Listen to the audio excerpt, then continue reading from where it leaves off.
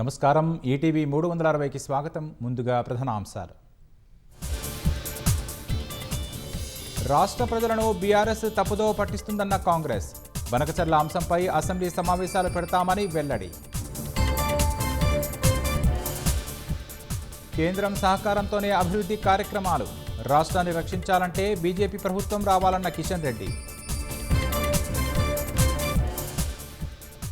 LB స్టేడియంలో జరిగిన యోగా కౌంట్డౌన్లో పాల్గొన్న ప్రముఖులు. నగరం నలుమూలల నుంచి భారీగా తరలివచ్చిన ప్రజలు. చొప్పదండి ఈఈ నూనె శ్రీధర్కు 5 రోజుల కస్టడీ.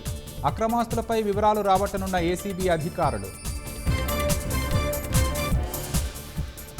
ఫోన్ ట్యాపింగ్ కేసులో 5వసారి సిట్ ముందుకు ప్రభాకర్ రావు.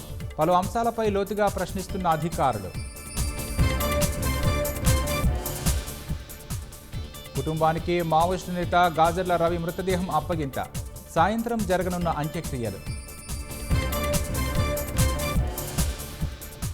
పశ్చిమ బెంగాల్ బలరాంపూర్లో ఘోర రోడ్డు ప్రమాదం. కారుని ఢీకొన్న ట్రక్కు 9 మంది దుర్మరణం. ఇజ్రాయెల్పై క్లస్టర్ బాంబులు ప్రయోగించిన ఇరాన్. ప్రజలను అప్రమత్తం చేసిన టెల్ అవీవ్.